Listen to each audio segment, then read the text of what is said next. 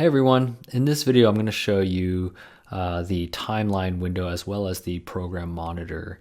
Alright, so if you watched my last video, I went over how to use the source monitor. Now let's proceed to get that clip from the source monitor into the timeline.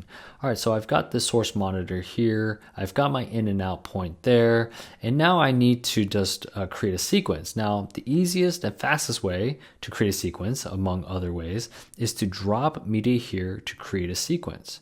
So let's just do that. Let's at least just get it started so that we have the sequence created. Right now, timeline, there's no sequence. So let's just go ahead and do that. And the easiest way to do it, once you've set the in and out point, right, it's only going to bring that content in. I'm going to click and drag and hold in the middle area where the content is. And you can see a little fist appears. I'm going to click and hold. And when I leave it here, you can see that there's a fist with a plus sign. I'm going to drop it in. And now you can see that the sequence changes, the timeline window changes to the sequence name, which is based off of the clip name. And I kind of don't like that. I don't want to keep the sequence name to be matching the clip name here. So I'm going to go ahead and call this my, let's say, documentary rough cut. Let's keep it simple. Doc rough cut 1.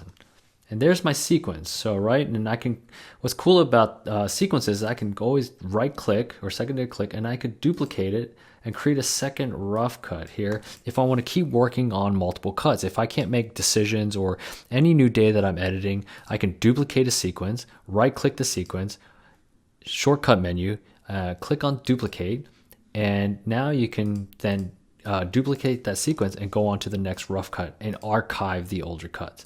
And let's just pretend we're on doc rough cut 3 at this point. All right, so here's my timeline. Here's the playhead. And what's cool about the playhead down here, the navigation tools of JKL still works here. If I hit L, you can see that it plays forward, K to pause, and J to rewind. I can also set an in and out point down on my timeline. What's up with that?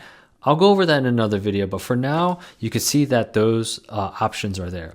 By the way, if you ever want to clear in and out points, Option X gives you the ability to clear in and out points off of your timeline as well as your source monitor. Remember to know what you have activated with that thin blue line. Here, I'm going to get rid of the Option X or the in and outs here, Option X, and that gets rid of the in and out there as well. All right, so we've got these V1, V2, V3. These are called tracks. Tracks are very important. I'll talk about track targeting in another video. For now, just know that tracks are very important in a nonlinear editing system. One thing you can do is change the preferences of your visuals here. If I have my mouse hovered over the center between the V1 and A1, I can go ahead and drag this down. I could even drag between clips and expand clip sizes.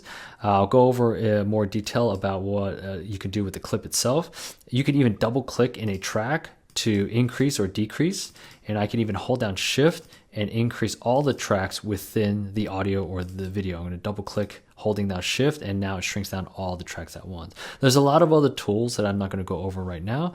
Here's like your time counter or your playhead position. This tells you where on the time there it is. I'm not going to go over all of that.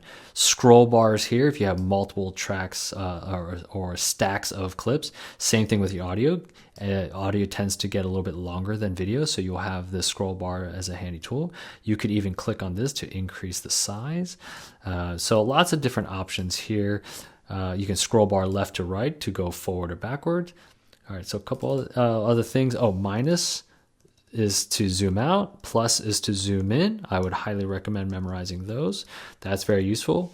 One thing is, if you notice the playhead, as I mentioned in an earlier video, it's live tied to the program. The program playhead and the timeline playhead are synced up. They're live tied. So the content of wherever your playhead sits on the timeline, it will show that frame up here on the program monitor.